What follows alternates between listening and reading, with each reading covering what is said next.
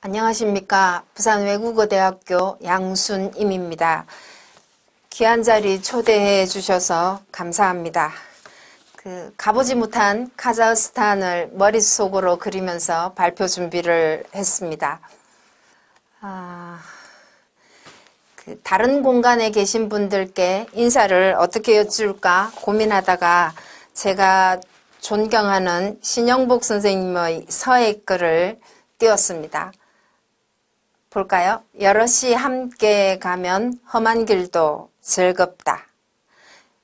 글자들도 마치 서로 어깨동무를 하고 함께 가는 것 같지요. 신영복 선생님은 한국의 분단, 민주화 과정에서 다른 사람들은 감당하기 힘든 고통을 겪은 분입니다.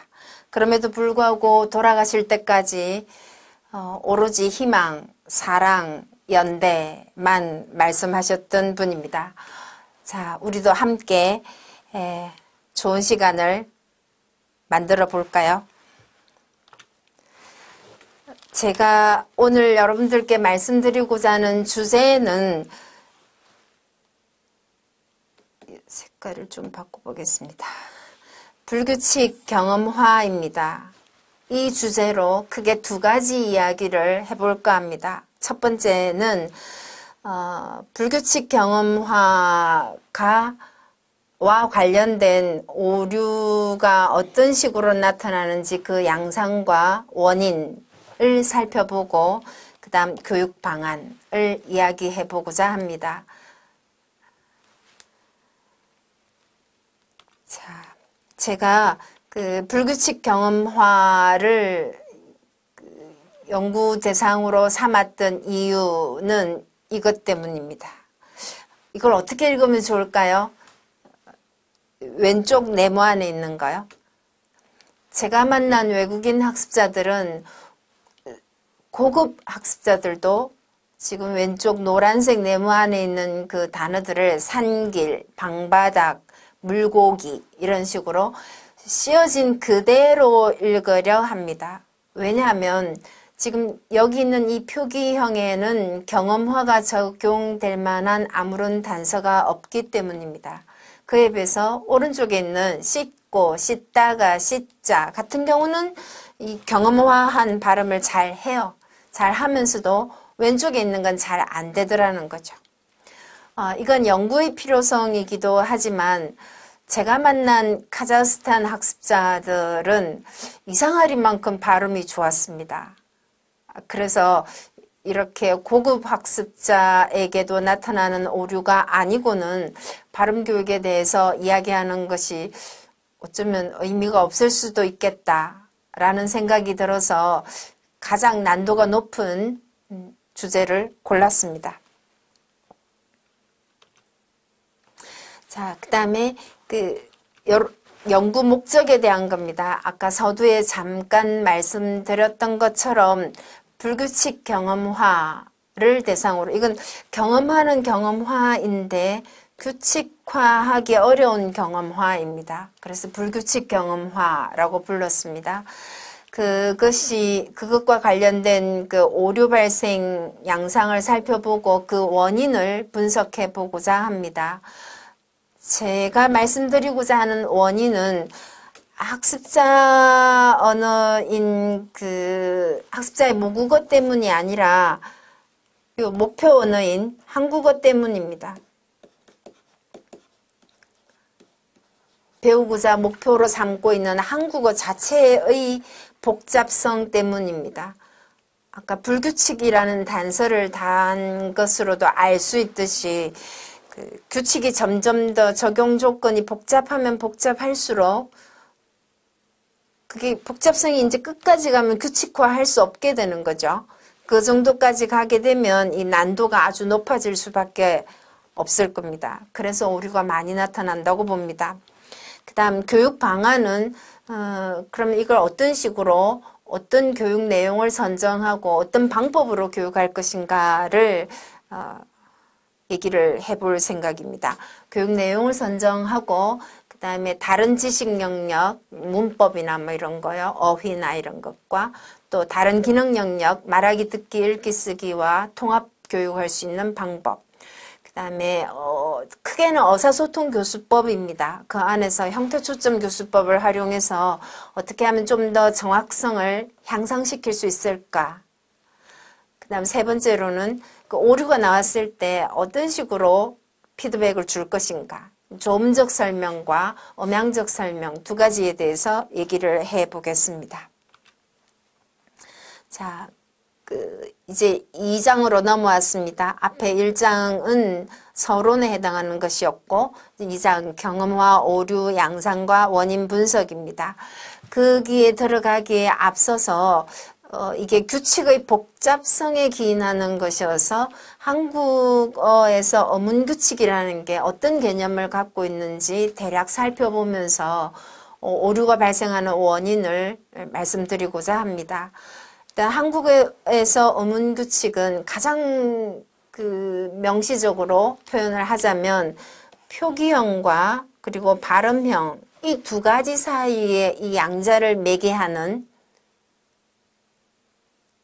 일종의 기제다. 그렇게 정의할 수 있습니다. 자, 예를 보겠습니다. 왼쪽에 있는 표기형 꽃이, 꽃도, 꽃만, 씻어요, 씻고, 씻는다입니다.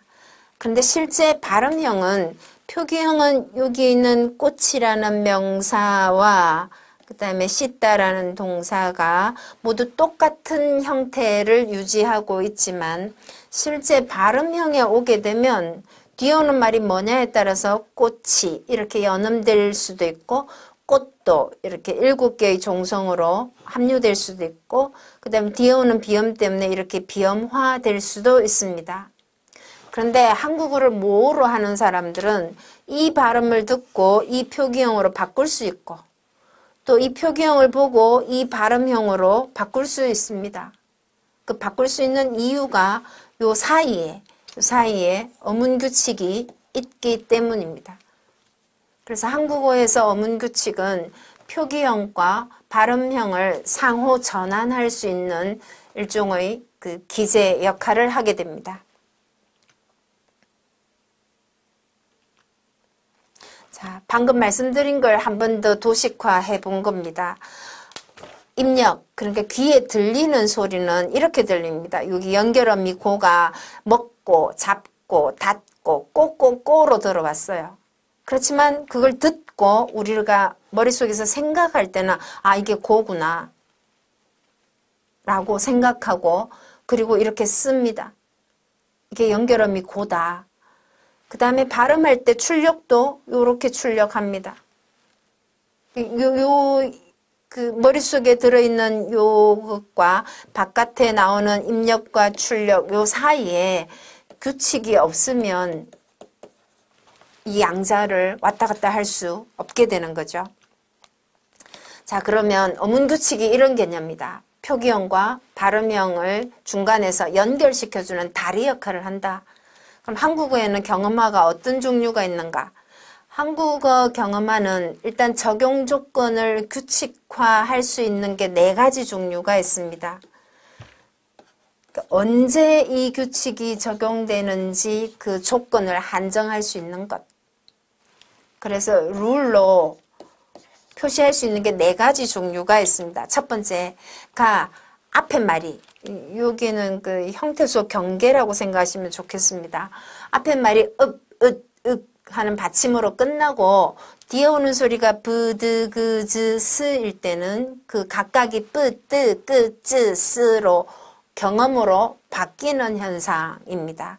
요건 규칙이 가장 단순하죠.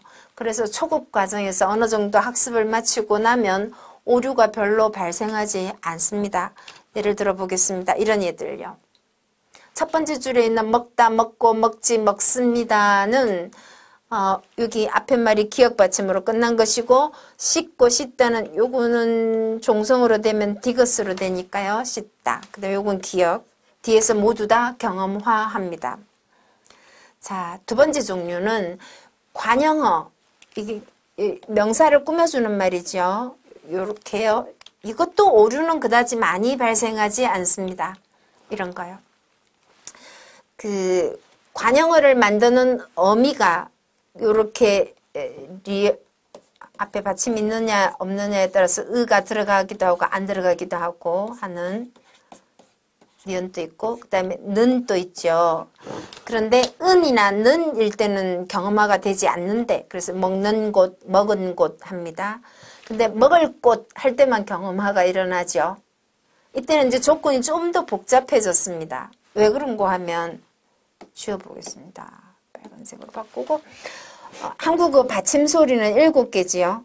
아까 봤던 읍 하는 거요. 요때는 뒤에 평음이 오면 버드 그즈 스가 오면 무조건 경음화합니다. 강력한 규칙입니다. 그런데 요거 말고도 미음, 니은, 이응, 리얼 요렇게 이 모두 다 유성자음입니다. voiced sound죠. 유성자음이 올 때는 본래 경음화하지 않는 것이 원칙이에요. 그런데 어떤 특정한 조건이 좀 더 추가되면 경음화가 일어날 수 있어요. 이때 추가된 조건은 뭔가 하면 앞에 있는 말이 관형어다. 그리고 뒤에 이게 명사를 꾸며줄 때만 경음화합니다. 그래서 아까 첫 번째 봤던 것보다는 좀 더 조건이 복잡해졌습니다. 그래도 여기는 예외가 없기 때문에 그다지 오류가 많이 발생하지 않습니다. 그 다음 세 번째로는 그 어간과 어미라고 그랬습니다. 그러면 요거는 이제 동사에서 일어나는 현상입니다. 품사를 가리는 거죠. 명사일 때는 안 일어납니다. 지워야겠습니다.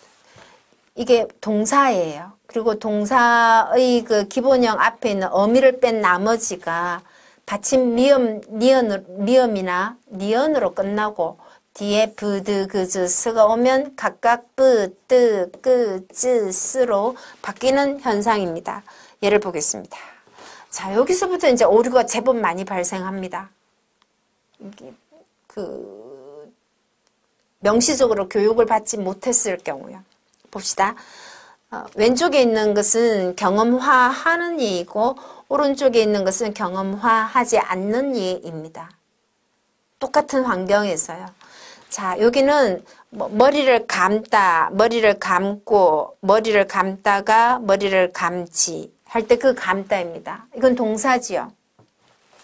그런데 가을에 먹는 과일이죠. 과일. 배나 감 같은. 이게 명사일 때는 감도 먹고 배도 먹었어. 감과 배를 샀어. 감보다 배가 더 맛있어. 이럴 때는 경험화하지 않습니다. 그다음 아기를 안다, 안고, 안다가 안지 할 때는 경험화하고 그렇게 얘네들은 발음은 따, 꼬로 발음되는 거죠. 그에 비해서 그 밖의 반대말 안일 때는 경험화하지 않습니다. 왜냐? 안이 명사니까요. 안도 춥고 밖도 추워. 안과 밖이 모두 추워. 이럴 때는 경험화하지 않습니다. 그 다음에 신발을 신다, 신고, 신다가 신지 할 때는 경험화합니다. 그러니 뒤에 오는 그 어미들 발음을 따, 꼬, 따가 찌로 발음해야 합니다. 그런데 이 신발과 동의어인 신일 때는, 명사일 때는 하지 않습니다. 신도 신고, 신도 사고, 신과 옷을 샀다, 신보다 옷이 더 비싸다, 이럴 때는 경험화하지 않습니다. 조건이 점점 복잡해지고 있습니다. 자, 네 번째로는 이거 왜 생겼을까요? 지우기. 안 지워지네요. 한자어 같은 경우는 기원이 한자에서 온 겁니다. 한자에서 온 것이고 조건이 좀 더 복잡해서 앞에 말은 리얼로 끝나고 뒤에 오는 말이 비읍이나 기역일 때는 경험화 안 해요. 디귿, 지읒, 시옷일 때만 각각 뜨, 쯔, 스로 경험화합니다. 예를 봅시다. 자, 그 결단, 결정, 결석 할 때는 경험화해요. 그런데 결별, 결근 할 때는 이걸 결별, 결근으로 발음하지 않습니다. 왼쪽에 있는 걸 결단, 결정, 결석 어로 발음하면 한국인의 귀에는 꽤 어색하고 이상하게 들립니다. 밑에 것도 볼까요? 발동, 발전, 발생 할 때는 경험화합니다. 그런데 뒤에 오는 자음이 비읍이나 기역일 때는 안 해요. 출동, 출장, 출석 할 때도 마찬가지입니다. 경험화합니다. 그런데 출발, 출국 할 때는 이게 비읍이나 기역이기 때문에 경험화하지 않는다. 죄송합니다. 지금 네 번째 것 같은 경우는 고급 학습자에게도 꽤 발견되는 오류입니다. 발전했어요. 출장 가요. 뭐 이런 식의 발음이 많이 나옵니다.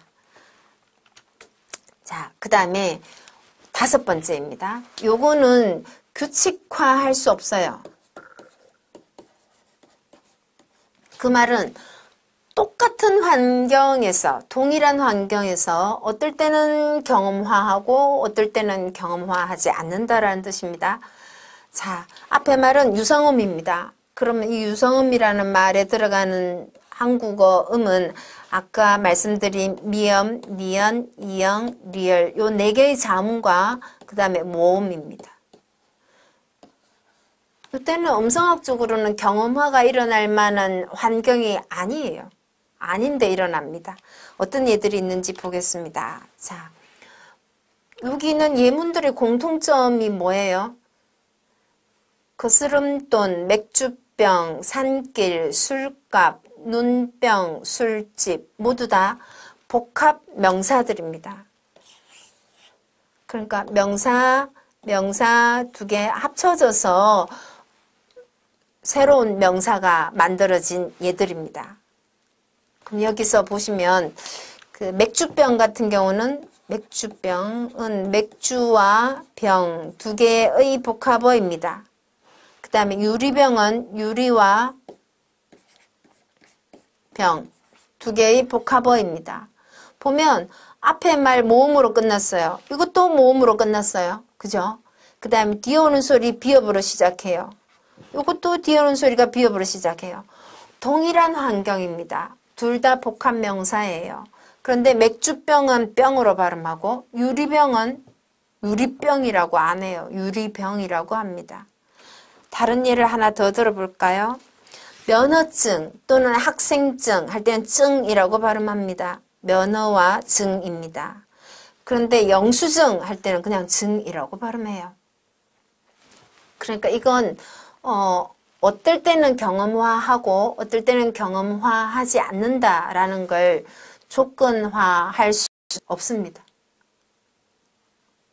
그래서 이건 불규칙 경험화입니다. 즉 이번에 제가 하고자 하는 것이 이 5번 유겠죠. 이게 가장 복잡한 어문 현상입니다. 한국어에서 가장 복잡한 어문 현상입니다. 자, 그래서 지금까지 살펴본 경험화의 종류들을 좀 간추려 보면 이렇습니다. 일단 규칙화할 수 있는 경험화는 이렇게 네 가지 유형입니다. 아까 앞에 말이 읍으로 끝나고 뒤에 말이 모두 다 경험화하는 것들입니다. 씻고, 씻다가, 씻지 뭐 이런 것처럼요. 요거는 요 세 가지는 모두 다 앞에 말은 유성자음으로 끝났어요. 유성자음으로 끝났어요. 그 다음에 뒤에 오는 말은 브드그즈스 우리가 평음이라고 얘기하는 거요. 그걸로 시작하는 말들입니다. 그래서 여기에는 뭔가 좀 단서가 더 많이 붙어요. 여기 붙는 단서는 이게 관형어라는 단서가 필요하고 이거는 동사라는 단서가 필요하고 요거는 한자어라는 단서가 필요해요. 그리고 요거는 모든 자음이 아니라 디귿, 치읓, 시온만 경험화합니다. 그러니까 여기서 이렇게 내려올수록 점점 더 규칙은 더 복잡해지고 오류는 점점 더 많이 나타나는 그런 현상을 보입니다. 그 다음 불규칙 경험화입니다. 규칙화할 수 없는 거. 어떨 때 경험하고 어떨 때 경험화하지 않는지 규칙화할 수 없는 겁니다. 자, 찻길은 차와 길이 복합된 겁니다. 산길은 산과 길입니다. 그런데 여기는 앞에 말이 모음으로 끝났을 때 여기다 이렇게 시옷 받침을 붙였어요. 이걸 이른바 한국에서는 사이시옷이라고 부릅니다. 따라서 요건 한국어 교육에서 표기 교육과도 관련됩니다. 이 복합 명사이고 앞에 말이 모음으로 끝났을 때는 여기 시옷 받침 써야 된다. 근데 여기는 안 써요. 앞에 이미 받침이 있기 때문에. 그런 상태에서 요 뒤에 오는 자음을 경음으로 발음해서 낄로 발음할 것인가 말 것인가에 있어서 가장 어려운 건 요겁니다. 왜냐하면 찻길은 일단 요걸 쓰고 나면 시옷 받침을 쓰고 나면 위에 있는 그 씻고랑 거의 동일하죠. 그래서 이렇게 써놓으면 찻길 하고 발음을 잘 해요. 근데 산길은 그냥 산길 이렇게 발음하는 얘가 많습니다. 자, 그럼 이제 그 교육 방안으로 들어왔습니다. 교육 방안요.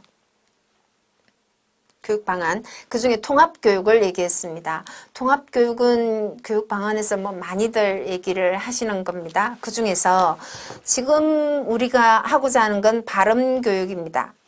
안 보이네요. 발음교육입니다. 그런데 여기 있는 것은 모두 다 언어 지식 영역입니다. 그러니까 요건 머릿속에 기억하고 그리고 저장해야 되는 지식들입니다. 그에 비해서 요 바깥에 있는 말하기, 듣기, 읽기, 쓰기는 언어 사용이죠. 실제로 사용해 보는 거요. 어가 빠졌습니다. 언어 사용 영역입니다. 그리고 그들은 서로 영향을 주고 받아요. 방금 그 얘기했던 것처럼 경험화 같은 경우는 예를 들어 찻길, 산길, 뭐 기찻길, 뭐 이런 단어들을 배우면서 어휘를 배우면서 발음을 같이 배우는 거고 그 다음에 이렇게 시옷 받침을 써야 한다는 것은 표기법을 배우면서 같이 배우는 거죠. 그래서 이들이 서로서로 연결되어 있다고요. 그 다음에 이러한 언어 지식은 말하고 듣고 읽고 쓰면서 지식이 수정되기도 하고 더 첨가되기도 하고 또는 말하고 듣고 읽고 쓰고 사용하지 않으면 잊어버리기도 하고 그러는 거죠. 그래서 이들은 서로서로 모두 다 영향을 받고 있어서 설사 발음 교육이라고 할지라도 발음만 따로 교육할 수는 없는 거죠. 그러니까 뭐 어휘 교육과 통합하든 표기 교육과 통합하든 문법 교육과 통합하든 통합되어야 하고 또 그것이 장기 기억으로 남으려면 말하고 듣고 읽고 쓰는 언어 사용을 해봐야 되는 거겠죠. 자, 그러면 통합교육 중에서 특히 어휘, 왜냐하면 지금 불규칙 경험하는 복합 명사에서 나타나는 현상이기 때문에 어휘를 확장해 주는 교육과 함께 하기에 적합합니다. 예를 들어 보겠습니다. 여기 있는 얘들은 모두 다 앞에 X가 오고 뒤에 길이 붙어서 만들어진 복합 명사들입니다. 위에 있는 여기 있는 찻길, 뱃길, 아랫길, 고갯길은 모두 다 앞에 X에 해당되는 것이 차, 그 다음 배, 그 다음 아래, 그 다음 고개입니다. 그래서 모두 시옷 받침을 이렇게 썼어요. 뒷소리가 경험화된다라는 걸 나타내기 위해서. 근데 밑에 있는 산길, 물길, 좀 지우겠습니다. 산길, 물길, 지름길, 갈림길 같은 경우는 앞에 말이 이미 받침이 있기 때문에 시옷을 쓰지 않습니다. 그래도 발음은 모두 다 길입니다. 그래서 한국인들은 이렇게 아직 복합명사가 되지 않은 새로운 말을 만나도 모두 다 X 더하기 길은 발음을 길로 발음한다 라는 생각을 가지고 있기 때문에 모두 다 이렇게 발음합니다. 물론 앞에 아무것도 없이 그냥 길일 때는 길이 복잡하다라고 얘기를 하지 이걸 끼리 복잡하다라고 발음하지는 않아요. 이렇게 복합 명사일 때만 길로 발음하죠. 그래서 그 복합 명사에서 길이 경험화된다라는 걸 얘기해 주기 위해서는 어휘 교육과 함께 교육하는 것이 좋다입니다. 그 다음 정확성, 이 형태초점 교수법은 아시다시피 의사소통 교수법의 한 지류입니다. 그런데 의사소통 교수법이 대체로 의미 중심이고 그 다음에 유창성 중심이죠. 그래서 정확성이 좀 떨어지는 또는 학습자들에게 좀 부정확한 발화가 그대로 화석화되는 그런 현상을 보완하기 위해서 만들어진 겁니다. 그래서 형태초점 교수법은 유창성과 정확성 이 두 가지를 함께 잡으려고 하는 거죠. 그 의사소통 교수법에서는 피드백을 줄 때도 명시적으로 주지 않고 암시적 피드백을 많이 하죠. 그래야 학습자가 직접 오류를 수정할 수도 있고 그다음에 학습자의 그 감정에도 부정적 영향을 끼치지 않으려고 하는 거죠. 예를 들어 도서관에 공부했어요. 이건 한국어로는 문법적인 오류지요. 그때는 애를 쓰면 안 되고 S를 써야 해요. 이게 아니고 예, 도서관에 공부했어요? 하고 다시 묻는 거 그런 것들이 암시적 피드백입니다. 그런데 발음은요. 아주 미세한 차이라서 예를 들어 산길 이렇게 발음하는 학습자에게 예, 산길? 하고 물으면 자기가 어휘를 잘못 썼나? 하고 생각해요. 그래서 암시적 피드백이 어느 정도 한계를 지니게 됩니다. 발음 교육에서는. 그래서 형태를 인식하고 그 정확성에 집중하도록 하는 그 형태초점 교수법을 활용할 필요가 있습니다. 자, 그래서 단계별로 형태초점 교수법과 통합교육을 활용해서 그 수업 단계별로 그 예시를 한번 내놓아 볼까 합니다. 자, 제시 단계. 그 첫 단계는 이제 그 학습자가 어떤 특정한 단어에 관심을 집중하게 만드는 거죠. 지금 제가 이 색깔을 다르게 표시했는데 두 단어 다 길이라는 단어가 들어있지만 발음은 다른 거죠. 길이 막혀서 늦었어요 할 땐 그냥 길이지만 산길일 때는 발음을 길로 발음해야 되는 겁니다. 그래서 일단 형태에 그 의식을 집중할 수 있게끔 만드는 겁니다. 요건 한자어입니다. 밑에 내놓은 것은 가격 할 때 요 가자가 그 한자어로 값이라는 뜻입니다.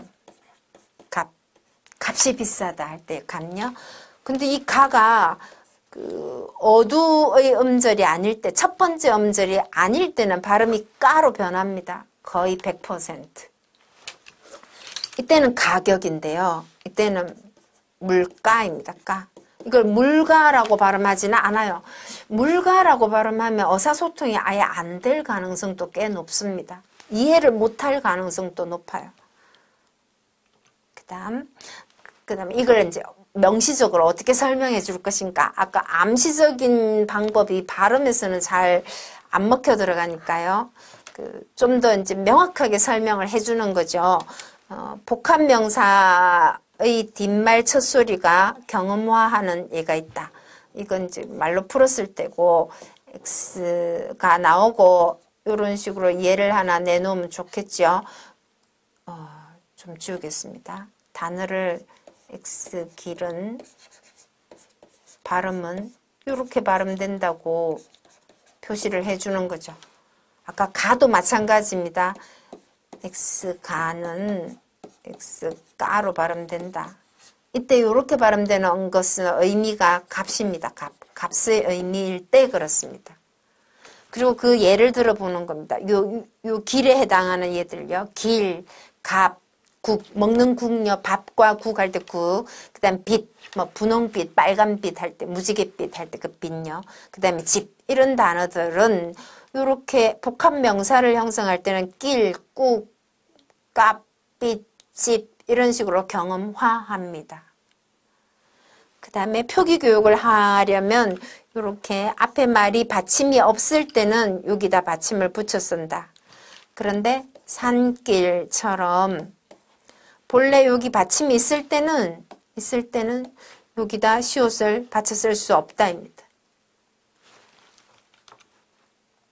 자, 한자어도 마찬가지입니다. 아까 한자어도 잠시 말씀드렸는데 복합명사의 뒷말일 때 경험으로 발음하는 경우가 있다. 이건 아까 앞에 썼던 말과 똑같습니다. 왜 점을 2개나 찍었을까요? 예를 들어 가격, 물가 할 때 요 가, 그 다음에 여기 있는 가, 둘 다 값의 뜻입니다. 근데 가격은 가로 발음하고 물가는 까로 발음합니다.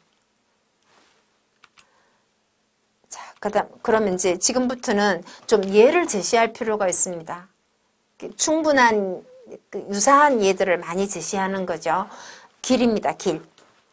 길. 쓸 때는 길로 쓰지만 복합명사의 일부일 때는 거의 100% 길로 발음합니다. 지금 윗줄에 있는 건 모두 사이시옷을 쓴 단어들입니다. 왜냐하면 차, 기차, 새, 배, 비가 모두 다 받침이 없는 말이기 때문에요. 그래서 얘네들은 모두 다 발음이 길입니다. 길. 나머지 산길, 지름길, 갈림길, 시골길, 불길, 손길 모두 마찬가지입니다. 그 다음 갑도요. 아까와 마찬가지로 윗줄은 받침이 없어서 사이시옷을 쓴 것. 그 다음 밑에는 받침이 있어서 사이시옷을 안 쓴 것. 발음은 모두 다 값으로 발음합니다. 최저값, 최대값, 나이값, 키값, 술값, 반찬값, 쌀값 이런 식으로요. 그 다음에 국도 마찬가지입니다. 김칫국, 배춧국, 곰국, 빛도요. 햇빛, 장밋빛, 금빛 모두 다 빛으로 발음합니다.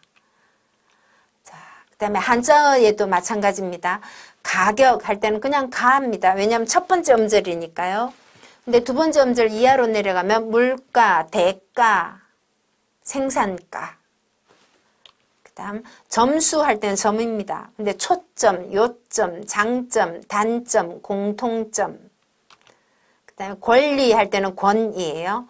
그런데 첫 번째 음절이 아닐 때는 투표권, 소유권, 인권 이럽니다. 한자는 다릅니다만 여권, 승차권, 입장권, 채권, 증권 모두 다 권입니다. 그 다음에 과목 하다가 치과, 내과, 안과, 과로 발음합니다. 이런 예들을 선수학습된 내용을 바탕으로 충분한 입력을 제공하면 학습자들은 그 규칙을 이해할 수 있을 거라고 봅니다. 병원도 마찬가지입니다. 자, 그 다음에 이렇게 문장의 형태로 제공을 할 수도 있겠죠. 여기는 경험화하는 것과 하지 않는 것을 나란히 넣었습니다. 물가가 너무 올랐어요. 가격이 너무 비싸서 살 수 없어요. 요점 정리도 잘하고 열심히 공부했어요. 그래서 점수가 잘 나왔어요. 뭐 이런 식으로요.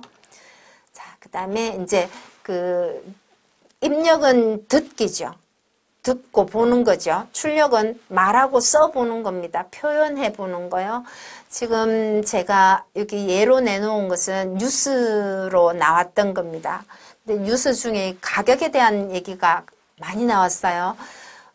제가 노란색으로 표시한 겁니다. 국내 휘발유 가격이, 그 다음에 평균 판매가는, 판매 가격이, 지역별 최고값과 최저값, 그 다음에 기름값의 상승, 물가 상승, 가격의 상승세, 뭐 이런 말들이 쭉 나왔습니다.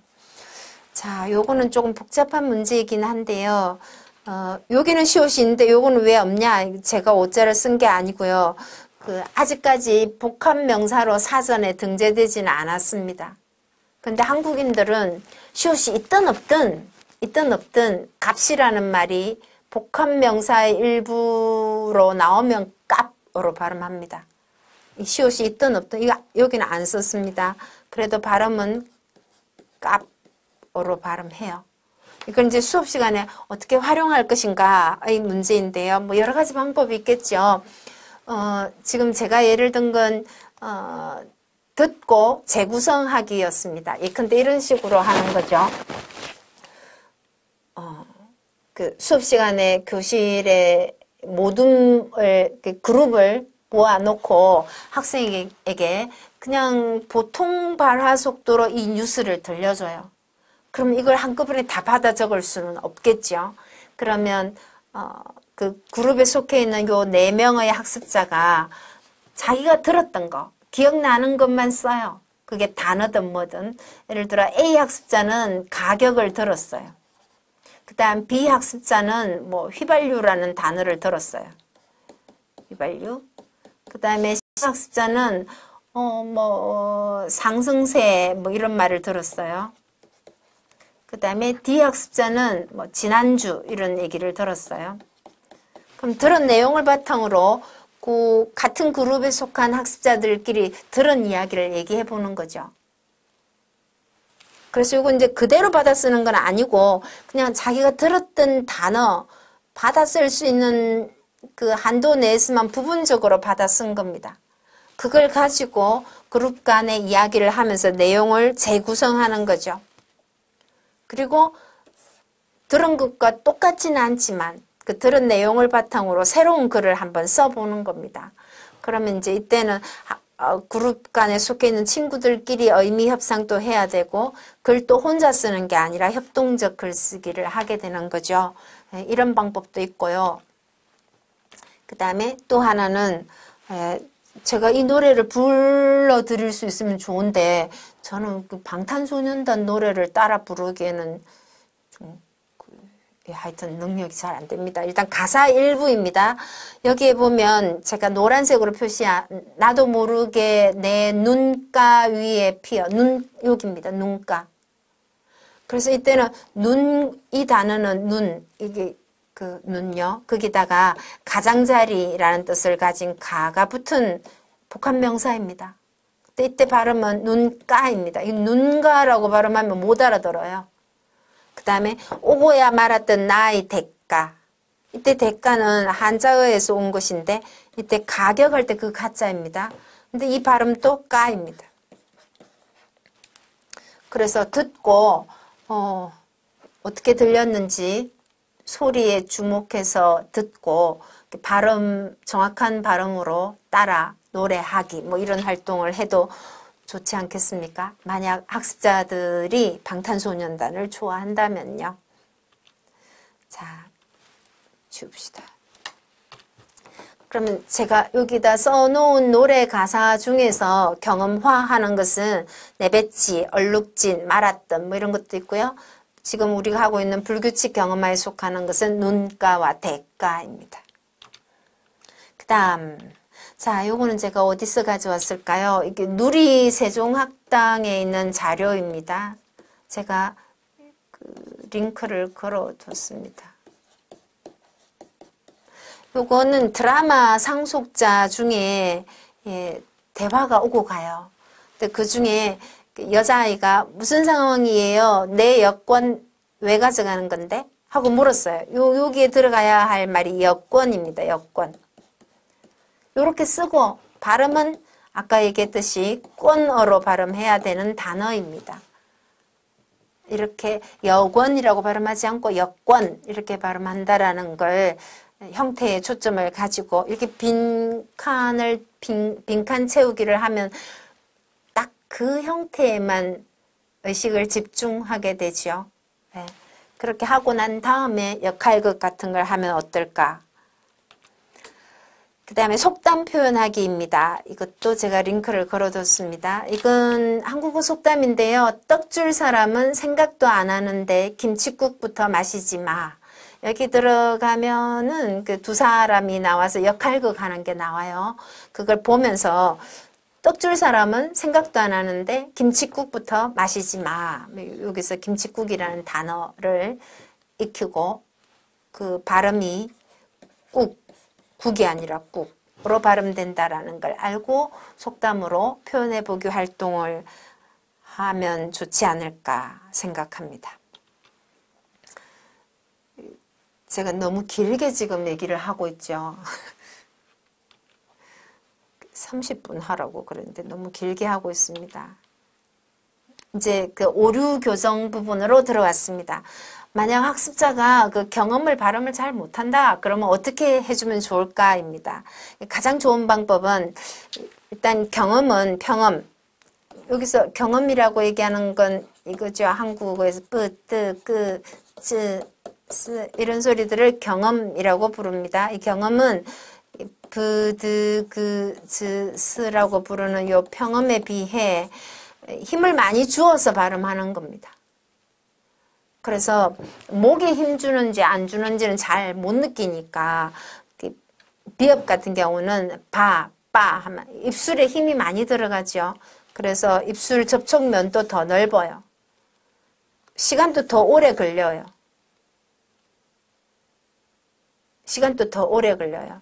그 다음에 지금 우리가 하고 있는 그 불규칙 경험하는 소리가 어떤가 하면 앞에는 유성음으로 끝나고 그 다음에 여기에 브, 드, 그, 즈, 스가 오고 그 다음 뒤에는 모음이 올 수밖에 없거든요. 그러면 이 소리들은 유성음 사이에 끼어 있어요. 그래서 이 환경에서는 유성음으로 발음해야 돼요. 그 다음에 경음으로 발음을 하려면 무성음으로 발음을 해야 돼요.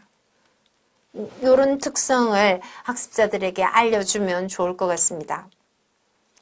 그 다음에 이것도 제가 홈페이지 링크를 걸어뒀습니다. 프라트라는 음성 분석 프로그램입니다. 무료로 내려받을 수 있습니다. 그걸 이제 녹음을 해서 분석을 해보면 명확하게 보입니다. 이게 소리가 길어진다라는 게요. 이게 지금 뿌 할 때는 입술을 이렇게 양입술을 딱 닫고 있기 때문에 배에서 올라오는 공기 기류가 없거든요.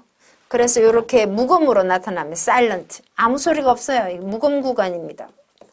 조용해요. 아무 에너지가 안 나와요. 아무 에너지가 안 나오는 그 구간의 길이가 쌍비읍은 비읍보다 훨씬 길어요. 요거는 양주병이라고 발음한 겁니다. 양주병. 요거는 유리병, 그냥 병으로 발음한 겁니다. 요거는 병으로 발음한 거고 요거는 그냥 병으로 발음한 겁니다. 그냥 눈으로 딱 보기에도 같이 분석한 겁니다. 같은 내용을 같은 속도로 발화한 걸 그대로 분석한 겁니다. 요만큼 지금 없는 거죠. 그리고 이게 무성음이기 때문에 이 파란색이 피치 음의 높낮이를 나타내는 피치를 나타내는 선입니다. 근데 이 피치는 유성음만 나타낼 수 있거든요. 이게 뚝 끊겼죠. 그 말은 이거 무성음이다. 그에 비해서 이건 지금 연결이 되어 있습니다. 그래서 유성음화 되었다라는 걸 알 수 있습니다. 길이도 짧고 달라요. 그 다음 다른 예도 하나 볼까요? 이건 그냥 아까는 단어로 발음한 것이고 이건 문장으로 그스름돈을 잔돈으로 좀 주세요. 그렇습니다. 똑같이 그스름돈 할 때 요 디귿이 돈으로 발음되고 잔돈 할 때는 그냥 돈으로 발음됩니다. 그 지금 이 길이가 이렇게 나타납니다. 그 다음에 여기는 피치선이 끊겼죠. 무성음입니다. 요거는 이어지고 있죠. 유성음입니다. 이런 식으로 사진으로 보여주는 것도 하나의 방법일 것 같습니다. 예, 마무리하겠습니다. 어문규칙은 표기형과 발음형을 매개합니다. 규칙 적용 조건이 복잡해질수록 오류도 증가합니다. 그래서 방금 봤던 그 불규칙 경험화에 해당하는 것이 고급 학습자들에게도 발견되는 오류이다. 불규칙 경험화는 특히 어휘 교육과 통합하는 것이 필수적이다. 형태 초점 교수법을 활용해서 정확성을 높이는 의식적인 노력이 필요하다. 그 다음에 경험은 어두이든 단어의 첫머리이든 어중, 단어의 중간이든 긴장된 소리입니다.